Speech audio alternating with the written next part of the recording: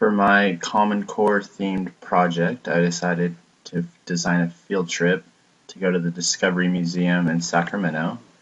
And at that museum there's a lifelike mission where you go to Mars.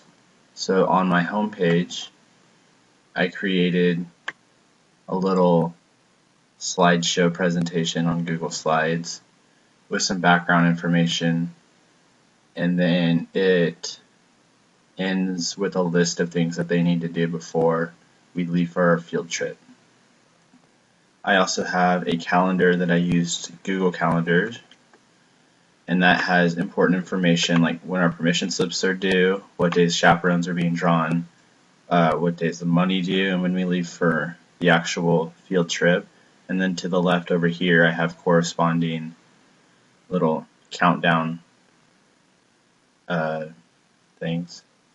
And then the class is going to be divided up into 2 separate teams, and they have to look at the crew manifest to know which team they're going to be on. So on Google Sheets I created this kind of lineup. So if their student number was number 11, they would look, I'm right here, so I'm on the red team and I'm in navigation. I have also some academic information for parents if they wanted to know why we're going there or what the standard is that we're going to be doing. I have some money information on the breakdown of what everything's going to cost and why.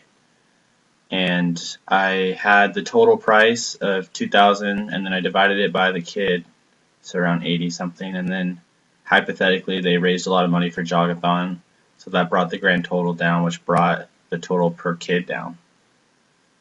I did that on Google Sheets.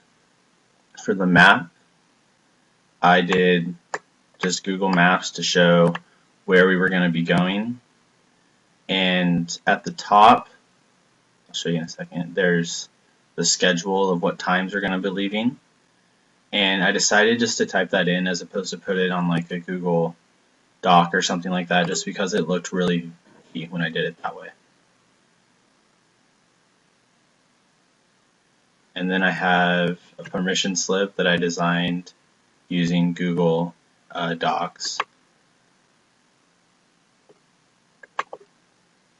And this is just your basic, like when are we leaving, when are we going, where are we leaving from, what time are we going to be back, do you have permission, do you have any food allergies, stuff like that. And then I also created a Twitter page for the website, or for our classroom, to keep parents updated. So like there's an accident on the 99, I would say we're currently south of Modesto and our new ETA is going to be 6:15. And this is a link to the Twitter page.